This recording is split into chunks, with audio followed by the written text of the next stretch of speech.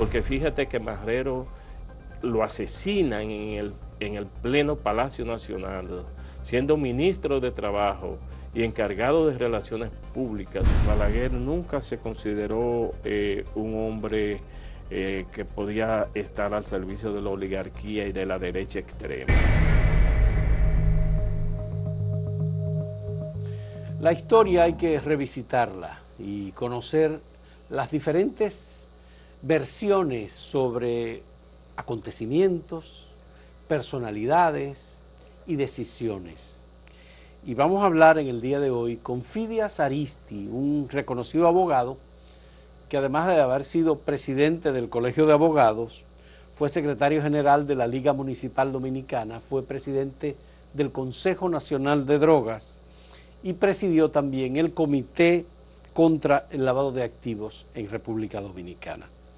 Fidias Aristi conoció a personalidades importantes. Una de ellas, incluso en algún momento en los últimos años del doctor Joaquín Balaguer, era una de las personas que leía textos que solicitaba el expresidente de la República, Joaquín Balaguer.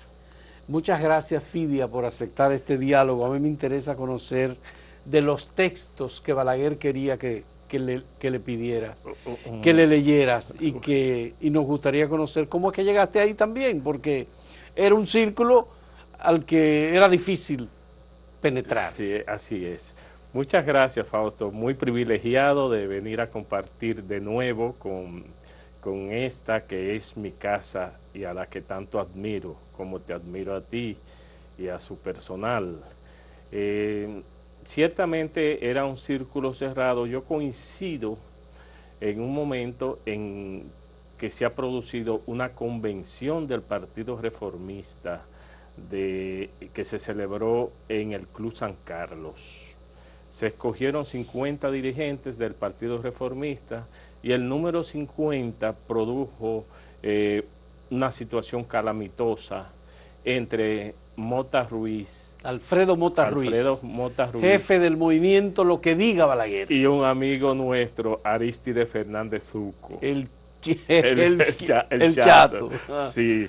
Sí. Entonces eso produjo una serie de impugnaciones que requirió la intervención del presidente Balaguer.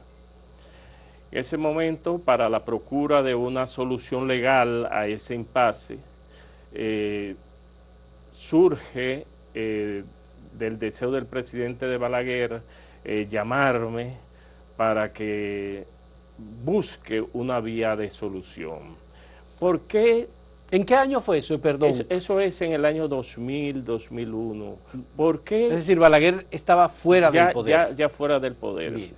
Ya habíamos tenido relaciones en el año 1990, en ocasión de que yo fui candidato a la vicepresidencia con el doctor José Rafael Abinader como candidato. Como candidato a la vicepresidencia. Como candidato a la vicepresidencia. Por la Alianza Socialdemócrata. Sí, porque se había producido una... Alianza Social Dominicana. Alianza Social Demócrata. Ya.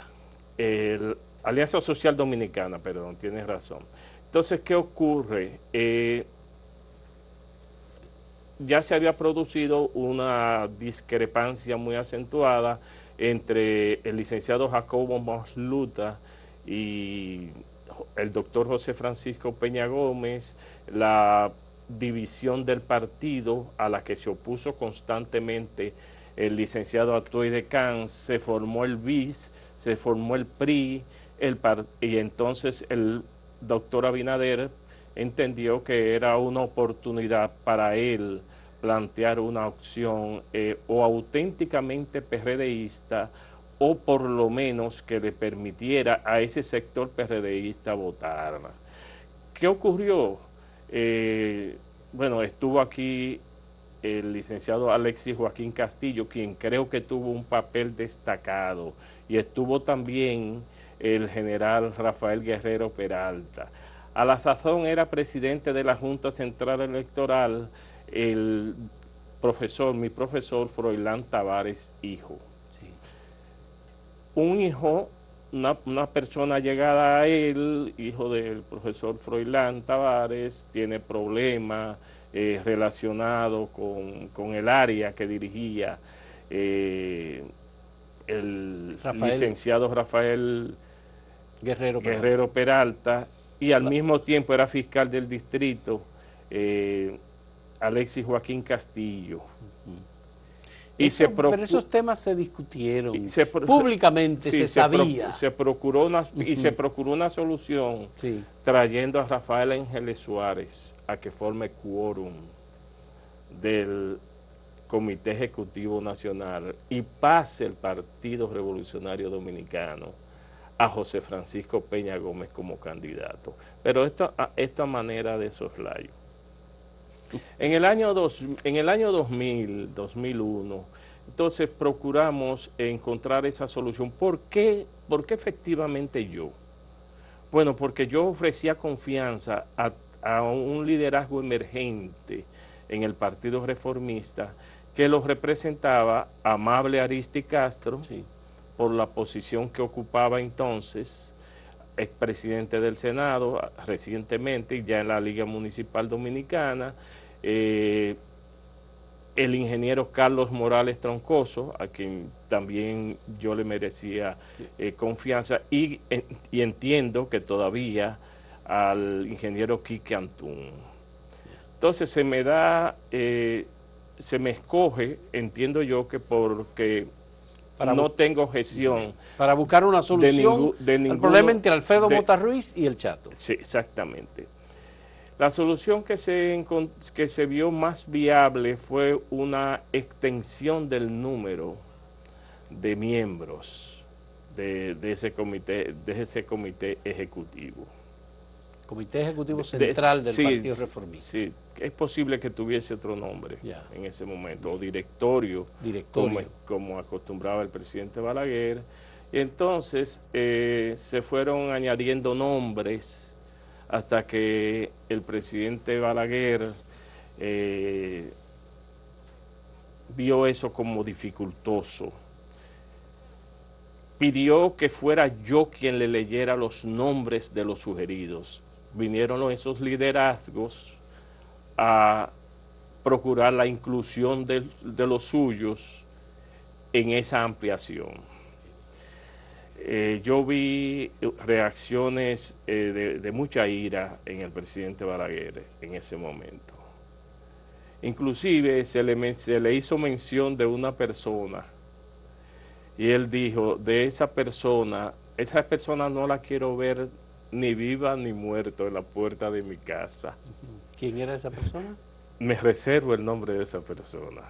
Y entonces, porque era de los dirigentes del Partido Reformista. Que se quería añadir. Añadir a la lista. Añadir. Una de las personas presentes, todavía presente, porque ahí yo no estaba solo con el presidente Balaguer, dijo, no, pero si esa persona quiere producirle algún daño, yo puedo evitarlo. Y Balaguer lo calmó y le dijo, no es para tanto, fulano, no es para tanto. Se fueron añadiendo, después hubo ciertos acuerdos finales. El presidente Balaguer, hubo un momento en que se me sugirió, un amigo mío, que hiciera mención de su nombre. Yo sabía que esa persona tenía dificultades con el presidente Balaguer, pero no podía serle infiel a la confianza del presidente Balaguer. Y cuando le mencioné su nombre, que está vivo, cuando le mencioné su nombre, Balaguer levantó los dos brazos y dijo, es que aquí ya no hay personas, ya no hay gente seria que me proponen a este sujeto, una persona que ocupó puestos importantes en el tren gubernamental, y que también me permite omitir su nombre porque es amigo. Luego pudo llevarse a... Se solucionó el tema en el Partido Reformista. Y entonces tratábamos fundamentalmente temas de historia. ¿Y cómo Balaguer te escoge a ti para la lectura de textos? Él confió plenamente en mí, sobre todo después que empezamos a hablar de un personaje que había compartido con él en los últimos años de la década de los 50, Ya. que era Ramón Marrero Ariztí. Ramón Marrero Ariztí. A quien yo defino como la primera gran víctima del fracaso del movimiento de la invasión del 14 de junio. Porque fíjate que Marrero lo asesinan en el pleno Palacio Nacional, siendo ministro de Trabajo y encargado de Relaciones Públicas de Trujillo en horas de la tarde, al mes del fracaso de la invasión del 14 de junio. Marrero muere el 14 de julio de 1959. Balaguer fue amigo de Ramón Marrero Ariztí. Íntimo amigo. Yo estoy procurando desde hace tiempo una revista bohemia cubana, en la que leí y se lo traté al presidente Balaguer. Y él no se extrañó. El periodista Taxul escribió el diario de la Revolución de Abril y en ese libro Taxul admite en la presentación del libro que él de alguna manera se sentía responsable de la muerte de Ramón Marrero Ariztí porque él publicó unos reportajes, creo que en el New York Times, en donde el gobierno de Trujillo identificó que el que les revelaba datos sobre la dictadura críticos era el ministro de Trabajo. En la revista Bohemia, a que hago referencia, se habla que a quien se pretendía asesinar era a Balaguer y a Marrero. A los dos. A los dos, porque se le veía como sucesores del régimen con características muy liberales, Balaguer me dijo que eso respondía a ciertas informaciones que se tenían, y ciertamente Taxul creo que escribe La Revolución de los Condenados, algo así, en el 65, pero ya había escrito, con motivo de la muerte de Marrero en julio del 59, escribió 3 artículos, uno de los cuales intitulado Yo maté a Marrero Ariztí, porque lo que provoca precisamente la muerte de Marrero es que fueron captados por los servicios de inteligencia de Trujillo. Marrero tenía tremendas discrepancias y Balaguer también, con Johnny Aves. Sí, de todo es conocido que Trujillo almorzaba al mediodía con ellos y en una ocasión notó la silla vacía del presidente Balaguer y preguntó, ¿y el doctor Balaguer dónde está? Y no lo invitaron, hoy no lo invitaron. Y le respondieron que sí. Díganle que digo yo que venga enseguida. Fue la orden de Trujillo. Y Balaguer le mandó a decir a Trujillo, nada menos que a Trujillo, que él no se sentaba en la misma mesa donde se sentaba Johnny Aves. La respuesta de Trujillo fue, la reacción de Trujillo a Johnny Aves fue: resuelva su problema con el presidente Balaguer y auséntese. Díganle al doctor Balaguer que venga. Hay una versión de que Marrero Ariztí fue asesinado en el propio despacho de Trujillo. Sí, indiscutiblemente. Y esa versión, hay un historiador que la sostiene, que la ha publicado sobre ello, Alejandro Paulino Ramos, en donde se dice que un guardia que estaba detrás de una cortina pensó que Marrero Ariztí, al momento de sacar un pañuelo para secarse el sudor por una pregunta muy difícil de Trujillo, pensó que era un revólver que iba a sacar y en ese momento le dio un tiro. Es que Marrero cuando se le trae al Salvador Gautier desde Casavito. Pero él lo tiraron en un vehículo. Él lo tiraron en Casavito. Sí. Petán se negó a que lo trajeran. Era el ministro de Trabajo. Sí, era ministro de Trabajo. Había sido enviado a Cuba para indagar sobre unos temas de los exiliados. Y a Nueva York, a Cuba siempre. Inclusive yo conservo fotos de Marrero con Héctor Inchaustegui, con Tomás Hernández Franco en Cuba.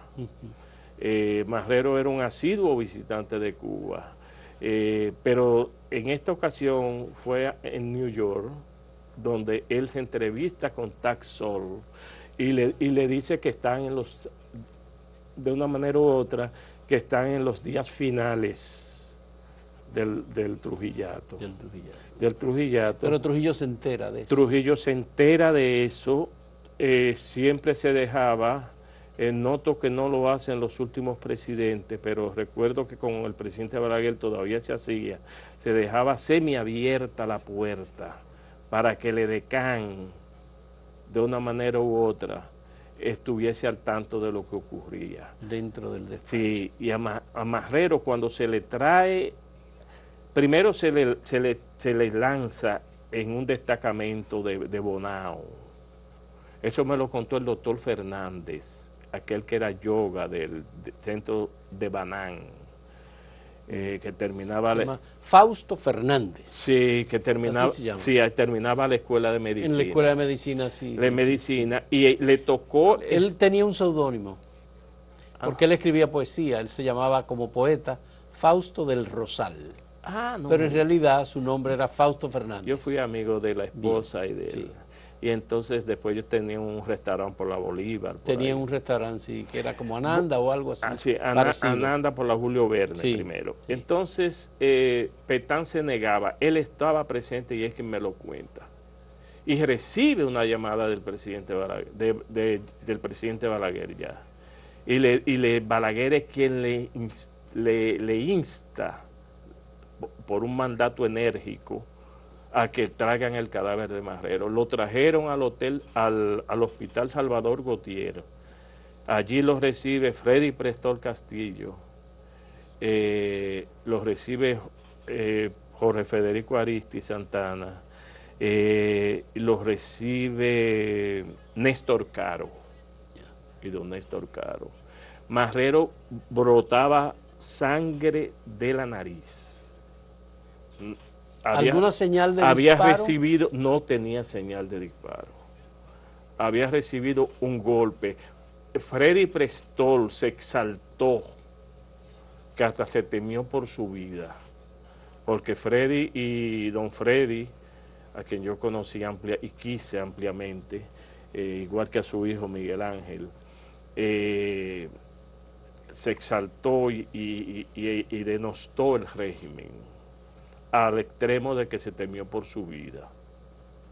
Y Marrero ya estaba muerto, ¿no? Ya estaba muerto, se le da sepultura como teniente general. Trujillo se pregunta que qué hacía Marrero por Constanza. Por Constanza. Pero ese día se iba a comer Marrero un locrio de cangrejo que le gustaba mucho, ahí en la segunda planta de Mateco. Ya. En la avenida Independencia, creo que con Peinado, frente al cementerio, a los lados Cremita, que éramos muchachos en esa época. ¿Tú conociste a Marrero? Perfectamente. El día que muere, él me da una moneda. ¿El mismo día que él muere? El mismo día que muere, él pasa a verme, me da una moneda. Esa moneda, Dios mío, se me fue por el sanitario. Fue por el sanitario. Después de la muerte de Marrero, me fueron a llevar durante más de 1 o 2 meses a un campo de Higüey llamado Lenea. Sí. Lenea. Pero Balaguer sabía de tu relación con Marrero. Sí, entonces. claro, y hablamos ampliamente. Don Ángel Miolán, que fue mi compadre, me dijo que Balaguer le había contado en el exilio cuando él acompañó a Bocho, que el poeta Gerón se refiere, pero no sé si fue en ese mismo viaje. El asunto es que Miolán me dijo a mí, Miolán es el padrino de mi primer hijo, de Gandhi, me dice a mí que me va a contar lo que le narró Balaguer sobre la muerte de Marrero, pero nunca lo hizo. Nunca lo hizo. No, falleció sí. sin haberte contado lo que Balaguer sí, mira le dijo. que murió de Y Balaguer no sintió la muerte de Marrero, porque si ellos dos... sí. Balaguer tuvo dificultades con Trujillo en algún momento. La sintió tan profundamente que le habló en ese tono a Petán. Le habló en ese tono a Petán. Y es el que obliga que se le traiga en forma humana el cadáver. El presidente Balaguer. Bien. Vamos a hacer una primera pausa en este diálogo con Fidias Aristi para retomar esa parte de las lecturas que el doctor Joaquín Balaguer le pedía que hiciera en los momentos de relativa intimidad. Volvemos en un momento.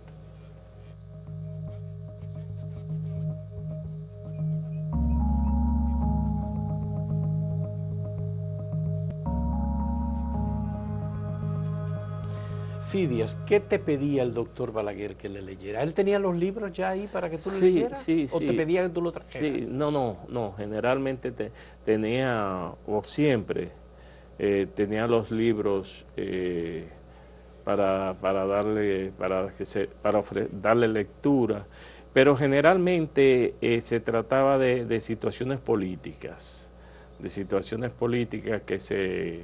que se le diera lectura a temas de política internacional. Pero no tenía que ver con libros, con periódicos, no, ¿con qué? Con periódicos y revistas. Sí. Con periódicos y revistas. Él tenía gran interés también no solo por la cuestión histórica, naturalmente, sino por la prensa española, por la prensa española. Tenía mucho interés. A veces tratamos temas del pasado que yo entendía que para mí eran importantes. Yo aprovechaba la ocasión. He visto que algunos de esos temas han sido tratados en los últimos días en esta correría tan interesante que tú has formado por acá. Bien, ¿tú recuerdas alguno de los libros o alguno de los periódicos? Sí, sobre todo era el periódico El País y los trabajos de Borges, y de Vargas Llosa. Yo le había manifestado... Pero la columna de Mario Vargas Llosa, Piedra de Toque... Sí, no, esa era siempre. Siempre, pero además las opiniones que tenía como político liberal. Desgraciadamente no he encontrado una declaración que ofreció el doctor Balaguer en La Romana. En la campaña del 2000, que se le preguntó sobre su ideología, que ahora mismo se le pregunta a cualquiera y es de difícil respuesta. Sí. Pero Balaguer esa ocasión dijo que él era partidario de este grupo que formó Bernard Shaw a finales del siglo XIX. A finales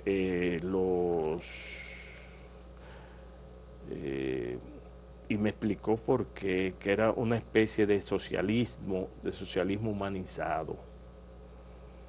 Balaguer nunca se consideró un hombre que podía estar al servicio de la oligarquía y de la derecha extrema. Nunca. Al contrario, él se entendió partidario. La única vez que creo que lo ha dicho, no lo he encontrado en ninguna parte, pero me lo dijo a mí y lo dijo en la ciudad de La Romana. ¿Partidario de ese movimiento que había formado a finales del siglo XIX un grupo encabezado por Bernard Shaw. Bueno, pero el doctor Joaquín Balaguer se declaró en algún momento sujeto de las circunstancias. Es decir, que él actuaba dependiendo de las circunstancias y no por una visión ideológica que él tuviera. Bueno, un concepto poco orteguiano de alguna manera. Es un concepto exacto, es un concepto de la política. Otro autor que a él le gustaba, era Julián Marías. Julián Marías. Don Julián Marías. Acaba de fallecer su hijo, Javier Marías. Javier Marías. Acaba de fallecer. Novelista. Sí, Julián sí, Marías brillante. Sí. Pero Julián Marías provenía de la escuela de Ortega y Gasset. Ya. Sí. La revista de Occidente. Sí. La revista de Occidente. Me gustaría conocer tu punto de vista sobre Sacha Bollmann, a quien tú conociste, estuviste muy de cerca, pero también a quien Balaguer y Bosch conocieron e influyó mucho en la política en República Dominicana. Sacha Bollmann tuvo un problema con el presidente Balaguer. No sé si Cándido, el maestro Cándido Gerón, ha hecho... Recientemente acaba de escribir un artículo en el que Balaguer queda bastante agradecido de la gestión del señor Sacha Bollmann resolviendo temas vinculados con... Balaguer sacó del país a Sacha Bollmann. En algún momento sí. Sí, lo sacó del país. E inclusive el embajador Meloy, el embajador norteamericano, tiene una discusión muy acre con el presidente Balaguer por esa expulsión que hizo de Sacha Bollmann. Porque siempre se dijo que Sacha Bollmann era un agente extranjero. Cuando digo agente extranjero, no me refiero a que él fuera rumano, que todo el mundo sabía que era rumano, sino que era una persona que tenía muy fuertes vínculos con organismos de los Estados Unidos, particularmente la CIA, eso ha sido muy y que estuvo cerca de Peña Gómez y de Bosch. Sí, eso ha sido muy reiterativo. El periódico Granma, órgano del Partido Comunista Cubano, en una de sus ediciones de hace 10 o 12 años le hace duras imputaciones.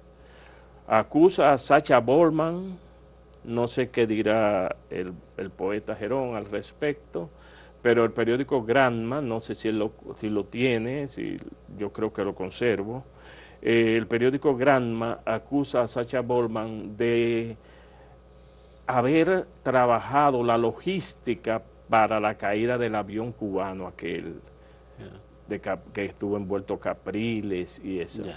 Pero además de Orlando Letelier. El asesinato del ministro, del embajador, del ex embajador de Salvador Allende y Chile en Washington. Que fue una explosión del carro. De un carro. Él dice que esa logística se produjo en Bonao específicamente, bajo la dirección de Sacha Bollmann. ¿Es verdad o es mentira? Bueno, la inteligencia cubana se basa en las declaraciones de un personaje que le llamaban el Mono en aquella época y de otras fuentes, pero hace estas terribles imputaciones. En el último artículo, Cándido Gerón, al hablar de Sacha Bollmann, Bosch y Peña Gómez, y menciona también a Balaguer, explica que Sacha Bollmann fue el que ayudó para que la CIA facilitara recursos a Pepe Figueres y algunos socialdemócratas, más una escuela que se hizo en Costa Rica. Siempre se ha dicho eso. Y que Figueres recibió directamente fondos de la CIA, aunque Bosch se negó a recibir fondos de la CIA. Pero era Sacha Bollmann la persona que tramitaba esos. Bueno, el profesor Juan Bosch fue maestro de esa escuela, una de sus principales figuras, e inclusive obtuvo la presencia allí de alrededor de 60 dominicanos que fueron y se formaron. Incluyendo al doctor Peña Gómez. Muchos jóvenes. Sacha Bollmann fue un personaje que siempre estuvo ligado a Ángel Miolán, a José Francisco Peña Gómez y naturalmente al profesor Juan Bosch. Yo no creo que conociendo la personalidad del profesor Juan Bosch, ni siquiera se le haya ofertado. No sé lo de don Pepe Figueres. Bueno, pero hay muchas publicaciones. Es decir, que si se dice que él se negó, es porque se le ofreció. Yo no creo. Cuando se produce la muerte de Trujillo, don Juan reside en Costa Rica, y me cuenta Ángel Miolán. Después yo trabajé con Nicolás Silva Ya. en el libro Guerra, Traición y Exilio. Yo le tipeaba. Ellos vivían por ahí, por la calle de Teleantillas, pero camino hacia la estatua de José Martí. Doña Lucy, a quien Sí, yo doña quería Lucy, mucho. Esa calle se llama Jardines de Fontainebleau. Hay un personaje que se llama Norman Thomas. Norman Thomas, que era el secretario general o presidente del Partido Socialista de Estados Unidos. de los Estados Unidos, Sí, que sí. tenía una muy estrecha relación con Sacha Bollmann. Sí, así es. Así es. Bueno, la sociedad que me refiero era la sociedad fabiana, a la que Balaguer se sentía adherido. Sociedad Fabiana. Fue de corta duración, pero era un movimiento que trataba de ser una alternativa frente al marxismo. Ya. Bien. Y Balaguer la única vez que escuché definirse ideológicamente es en esa ocasión. Yo leí el libro de Cándido Gerón sobre Sacha Bollmann, y es un texto en el que Sacha Bollmann es presentado por Cándido Gerón como una persona que trabajó e hizo mucho bien por la democracia dominicana. Sí. No como un terrorista ni como una persona que estuvo vinculado con actos violentos. Por lo menos esa es la versión. Esa es la versión, y formó la cooperativa de Cofalcondo. Él fue el que la formó porque él era un experto en esa materia. En cooperativismo. Sí, en cooperativismo. Sí, era la cooperativa de los trabajadores de Falcon y representaba, bueno, y la insistencia, la insistencia del embajador norteamericano con que Balaguer permitiera el reingreso de Sacha Bollmann. Es un tema que de todas maneras hay que estudiarlo. Hay muchas versiones sobre eso, porque también se dice que Sacha Bollmann tuvo una especie de, al finalizar la guerra de abril y la intervención militar de 1965, tenía un consulado alternativo porque él era el que daba las visas a los izquierdistas dominicanos que no... Él ayudó, porque para que se fueran a Estados Unidos. Él partió con el profesor Juan Bosch. Sí, pero él era el encargado de otorgar las visas, sí, que era una especie de consulado particular que tenía para sacar izquierdistas de República Dominicana. Sí, y escuché que Cándido Gerón había dicho que Balaguer le había dicho que Juan Bosch quiso darle un golpe de Estado. También. Eso yo lo pongo en duda. Total y absolutamente en duda. Bien. Total y absolutamente en duda. La versión que yo tengo por Atuey de Cans es que en el año 67 ellos fueron, 67, 68, ellos fueron a París, donde se hospedaba el profesor Bosch en un hotel, modesto hotel de Luis Henry Molina, en París. Y ellos llegaron de noche. No, tú te refieres al hotel de un antiguo dirigente. Sí, López Molina. Lo que pasa es que dijiste Luis Henry Molina. No, López Molina. Máximo López Molina. Máximo López Molina. Estaba casado con una francesa. Sí, fundador en el 1956 del Movimiento Popular Dominicano. Después se instalan aquí por el Cine Mac, por ahí en la avenida Duarte. Máximo López Molina. Máximo López Molina. Entonces, ellos llegaron de noche. Cuenta Atuey, me contó Atuey, el hijo está vivo, debió quizás decírselo o desmentirme. Sí. Ellos llegaron de noche, no vieron al profesor Bosch, pero Bosch sabía dónde se había hospedado, en qué piso. Bosch era un madrugador y le tocó. Ellos estaban durmiendo como a las 5 o 6 como a las 5 de la mañana, creo que me dijo Atuey.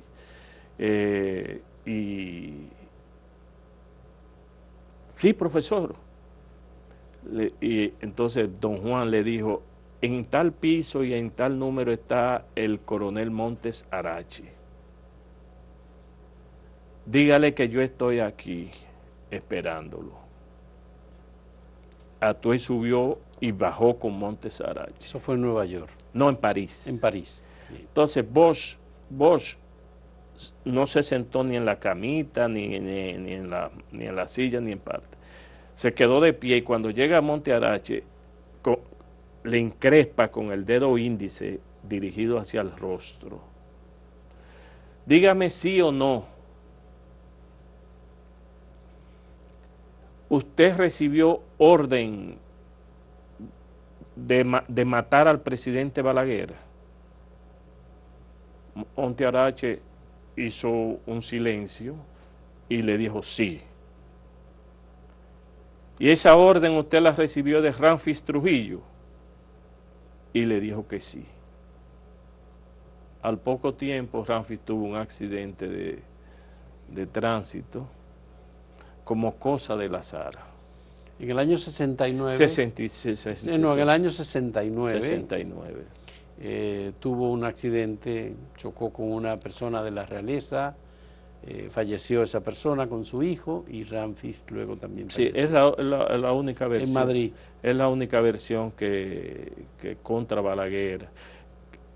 Claro, otra persona me dijo que una vez fueron a plantearle al profesor Bosch esa posibilidad. Pero Balaguer y Bosch se llevaron muy bien siempre, aunque tenían diferencias políticas, bueno, y estaban en partidos distintos, había, parece ser, por lo bajo una comunicación que la gente para no bien entendía. del país, para bien del país, pero fíjate, Fausto, en el año creo que 70 es que Bosch regresa al país. Porque Balaguer necesitaba al profesor Juan Bosch. Y regresa al país. Claro, porque Bosch planteaba la tesis del matadero electoral y entonces ya allí existía la presencia de Héctor García Godoy. Pero Peña Gómez había avanzado con el partido, dirigiéndolo en una alianza con Maximiliano Gómez el Moreno, del MPD. Pero ya para el 74. No, pero digo, eso se había iniciado en ese momento, porque el Moreno planteaba muy claramente la revolución democrática, igual que Peña Gómez. No, pero fíjate, excúsame que te interrumpa, cuando llega Bosch en el 70, Bosch lo devuelven del país. Sí, pero ¿a qué llega Juan Bosch? Bueno, Bosch llega a desgarrapatizar el PRD. Sí, pero ¿llega en qué momento? En los años 70, sí, 69, Bosch, 70. Bosch y Balaguer se entendían. Lo sacan no lo dejan entrar al país. Bosch se tiene que ir, creo que a Jamaica, porque yo fui a esperar al profesor Juan Bosch, inclusive. Bosch se tiene que ir a Jamaica y quien lo va a buscar es un romanense, don Cundo Gil Morales, y vienen al país, que por cierto, en la reseña que hace Última Hora, dice que pasaron todo el viaje hablando sobre Marrero Aristi. Sí, por cierto, ahí está Última Hora, la colección de Última Hora. Sí. Entonces, pero al final esas diferencias se resuelven en el año 73 cuando Bosch se va del PRD. Bueno, es que Bosch era un verdadero demócrata. Fíjate que Balaguer le lanza cuando Vargas Llosa, que lo conocí en Casa de Teatro precisamente, me autografió un libro. Cuando Vargas Llosa en el 75 entrevista a Balaguer le dice: nosotros somos grandes amigos, aunque él es comunista. Bosch hace una rueda de prensa al otro día para responder a eso, diciendo que él ha asimilado el método marxista, el materialismo histórico como método de investigación. Pero ¿qué significaba ser marxista aún siendo asimilando el método de investigación de Marx? Significaba ser comunista. Sí. Significaba ser comunista, y Balaguer aprovechó esa circunstancia. Fíjate que en ese interregno 70-74 se produce además la conspiración de Elías Wessing y Wessing. Se produce el desembarco de Camaño.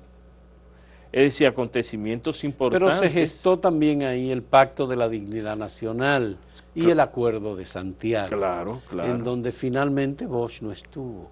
Bueno, tuvo en el de la Dignidad Nacional y tuvo la ruptura de la 17 cuando habla Iván Rodríguez, Ujú. que uno lo ve como una excusa del profesor. Pero bueno, de todos modos son acontecimientos, Fidia, que el país vio, que vivió. Hay algunos textos, por ejemplo, recientemente se publicó el libro de Rafael Chalhut Mejía sobre el Acuerdo de Santiago. Y en ese libro, desde la primera página hasta la última página, está muy clara la posición del profesor Juan Bosch en contra de una alianza para salir de Balaguer, porque esa era la posición de José Francisco Peña Gómez. No, Esa era la posición de Maximiliano Gómez, sí, el sí, Moreno. sí, sí. Hay varios documentos, incluso firmados por la izquierda, adhiriéndose a ese movimiento, incluyendo a parte de la derecha, porque había gente de la derecha que tampoco quería a Joaquín Balaguer. Hubo una persona presente en el momento que a Bosch se le plantea la sustitución de Balaguer, y él le dice, ¿y para poner a quién? Porque esa era la posición.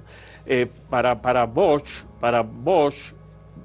el presidente Balaguer significaba lo peor que podía pasar, ¿no? Lo mejor que podía pasarnos dentro de lo peor. Bueno, pues sí, era la garantía Claro. en su versión, En su versión. que siguiera gobernando. En su versión. Así es, y lo ayudó mucho. Vamos a hacer una última pausa en este diálogo con Fidias Aristi.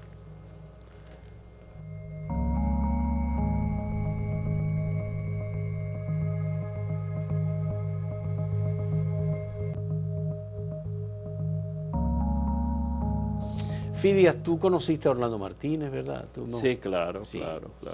¿Te relacionaste con él? Sí, ¿Tuviste...? sí, me llevó a jugar pelota incluso. A Ajá. veces en un carro, creo que era Mustang, no en el Lancia que lo maten. Él tenía primero un Mustang y nos pasó a buscar al hijo del gallego. Ya.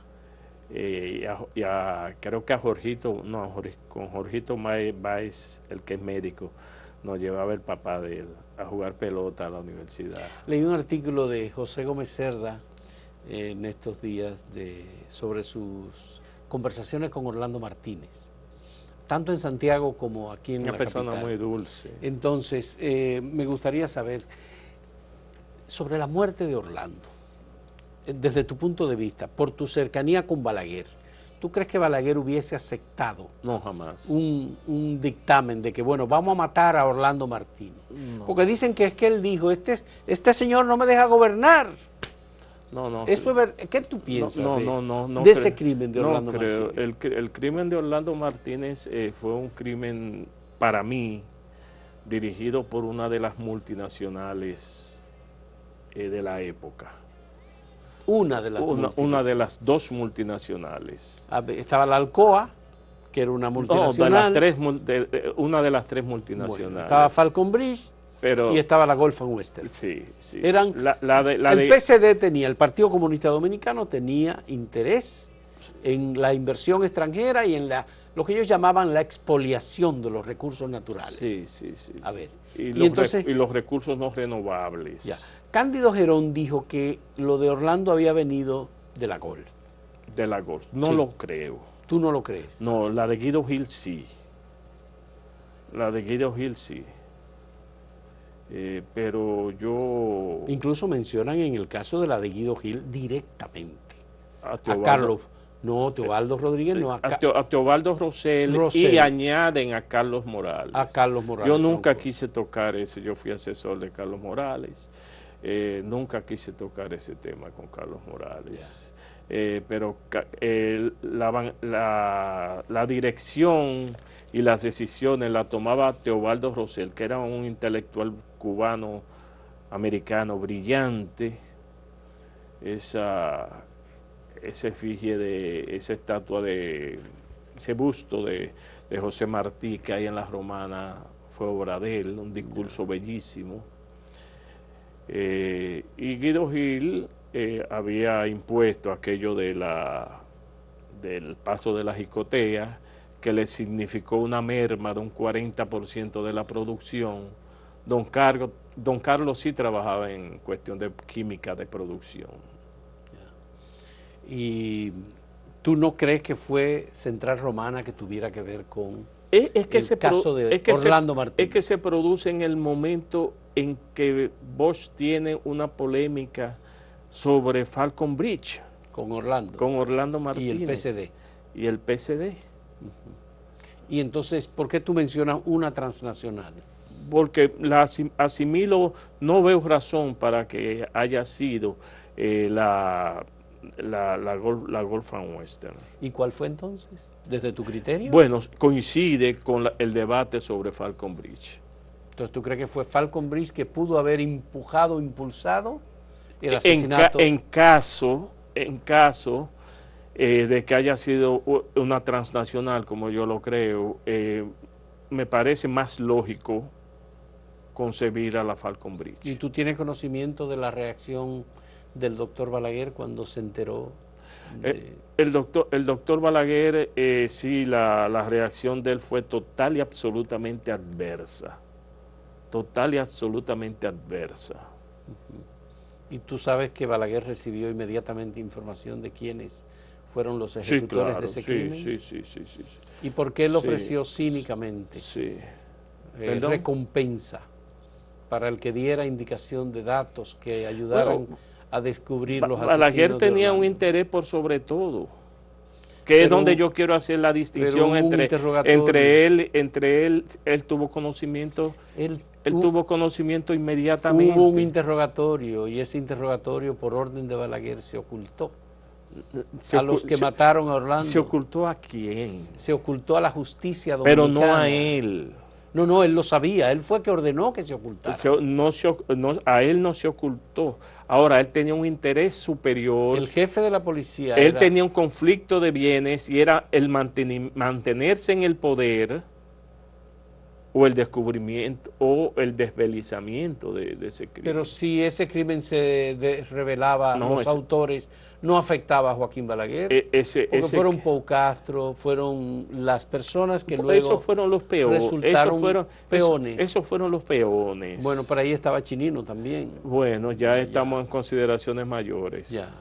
Ya de Chinino para arriba estamos en consideraciones mayores. Y era la oficialidad del Estado Mayor de la Fuerza Armada Dominicana. Ya estamos en consideraciones mayores, al contrario, tal y como se ha publicado, José Osvaldo Leger había sido el enviado para advertirle a Orlando que tuviese cuidado extremo. ¿Y no fue Víctor Gómez Vergés? Porque José Osvaldo Leger José Osvaldo Leger era porque el que tenía contacto con Orlando Martínez era Víctor Gómez Vergés. No, y José Osvaldo Leger. Y Víctor Gómez Vergés le entregó incluso un revólver a Orlando para que se protegiera. Sí, porque eran vecinos. Porque eran vecinos. Eran vecinos, pero José Osvaldo había fundado ya a principios del 70 el movimiento Junagra. La Juventud Nacional Agraria, y eso tuvo una gran vinculación con el ideario de Orlando Martínez, ¿sabe? Y ellos entablaron una gran amistad. José Osvaldo y yo somos hermanos, somos hermanos. Pero el doctor Balaguer fue el que le pidió al jefe de la policía que el primer interrogatorio que se hizo a los que mataron a Orlando se ocultara y se les pusiera en libertad. Al final la justicia descubrió, se hizo la prueba del carbono 14, se comprobó que ese interrogatorio fue del año 75 por eso, y el caso al final, por eso cuando hablamos, sin incluir a Chinino Lluveres, porque se desglosó el expediente, se produjo una condena. Pero por eso cuando hablamos de las relaciones tan armónicas, tan armoniosas del profesor Bosch con Balaguer, ¿cómo es posible que con la existencia de ese tipo de relación se acuse a Norche Botello? No, se acusó a Cheche Luna. Se acusó a Cheche Luna. Y a Diomedes Mercedes. Y Diomedes Mercedes. Fueron los dos apresados. A sabiendas de que estos señores no tenían nada que ver y que era una acusación al profesor Juan Bosch. Hacerlo de esa manera era una acusación vil contra el profesor Juan Bosch. Pero eso no fue Balaguer que lo hizo, o fue el gobierno de Balaguer que lo hizo. Fue el gobierno de Balaguer que eso no se podía hacer sin la autorización de Balaguer. Eso no se podía hacer sin la autorización de Balaguer. Pero al final Bosch y los bochistas, Diomedes Mercedes, Cheche Luna, Jorge Botello, fueron exculpados totalmente de responsabilidad. Bueno, pero exculpado algunos 20 años después. ¿Tú comprendes? Sí. Cheche Luna fue tan exculpado que se lo llevó un vehículo por ahí. Bueno, pero eso fue en la campaña electoral ya. ¿Tú me entiendes? Sí. Pero es que fue una barbaridad. La acusación solo es una infamia.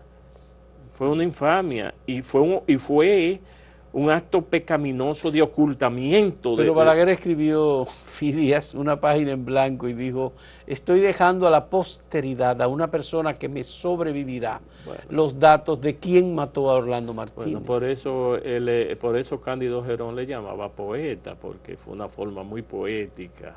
Sí, pero hay un muerto. De evadir. Y varios muertos después. De evadir esa responsabilidad histórica. Porque la muerte de Orlando no implica solo la muerte de Orlando. No. En primer lugar, es una intolerancia frente al pensamiento y la expresión de un periodista. En segundo lugar, está el asesinato de Edmundo Martínez, también, el hermano de Orlando. Y están las muertes del padre y de la madre de Orlando, que desde ahí en adelante jamás volvieron estamos de acuerdo. a recuperar la normalidad y en gran parte sus vidas. Y en gran parte la muerte de la libertad de prensa. Bueno, también porque tú me entiendes, porque no es lo mismo guardando la distancia de la muerte de Gregorio García Castro que la de Orlando Martínez. Pero Fidias, hay otras cosas. Parte de los que participaron en el asesinato de Orlando, que supuestamente era darle un susto, luego murieron, fueron asesinados. Hubo uno que lo asesinaron jugando una partida de dominó. Bueno, Yuberito está, Cabrera, el cabo Cabrera Durán. El hermano de Cabrera Durán, que fuimos compañeros en el movimiento obrero, se fue a Rusia, a Leningrado, con una chaqueta, un saco le llamábamos, que le había dado Orlando Martínez. Él vive hoy, se llama José Cristóbal Durán. La última vez que supe de él tenía una bodega en Nueva York. Y Cabrera Durán está en la cárcel. Sí, cumpliendo pena. Cumpliendo pena. Que no la cumplió Pau Castro, porque Pau Castro era un oficial que no podía salir del Ministerio de las Fuerzas Armadas. Yo inclusive llegué a dudar de que, voy a decirlo por primera vez, ¿sí?, de que Orlando Martínez llegase muerto al Hospital Marión. No llegó muerto, Orlando Martínez llegó vivo. Yo conversé con el doctor Estefan, que fue el doctor que atendió a Orlando Martínez. Porque apareció un vehículo que estaba en la estación de gasolina de la Máximo Gómez en forma muy rápida. Se lleva a Orlando. No, se llevaron a Orlando al Marión, a lo que decían era el Hospital Marión. Sí, ligó Seara. Ajá, y ese hospital es decir, que tú tienes la información de que llegó vivo. Sí. El doctor Estefan, yo conversé con quien atendió a Orlando Martínez. Vivo y me contó, e insalvable. Vivo e insalvable. Ya insalvable, ya fue una situación totalmente fuera de las posibilidades de los profesionales de la salud. Sí, definitivamente. Pues me alegro de no estar aquí. Eso me contó el doctor Miguel Ángel Estefan, que luego fue ministro de Salud militar en uno de los gobiernos de la Marina del doctor Joaquín Balaguer. Sí. Así es. Sí. Bueno, un tema también interesante. Muy interesante. Fidias, yo te agradezco muchísimo que hayamos podido tener esta conversación. Es un honor para mí. Hemos hablado de muchas cosas, por supuesto, pero era necesaria esta conversación porque tú estuviste cerca del doctor Joaquín Balaguer, fuiste cercano también de Orlando en su momento, y fuiste cercano también de Sacha Bollman, de la persona. Y del mismo partido. Y fuiste muy cercano también de quien, sin haberlo planeado, hemos conversado, Ramón Marrero. Sí, también. Yo fui secretario de Relaciones Internacionales, y ahí es cuando hago más vinculación con algunos sectores, con César Pérez, algunos sectores. Ya muerto Orlando, secretario de Relaciones Internacionales del primer Festival Mundial de la Juventud que se hizo en América Latina, que se hizo el 26 de julio del 78, que nos recibió Fidel Castro. En Cuba. En Cuba. En Sí. Cuba, así es. Muchas gracias a Fidias Aristi, abogado, que ha sido también político. Fue Desgraciadamente. Presidente del Consejo Nacional de Drogas, director de la Liga Municipal Dominicana y que también presidió el Comité de Lavado de Activos en el país. Muchas gracias igualmente a ustedes por participar de esta conversación. Muchas gracias. Bien.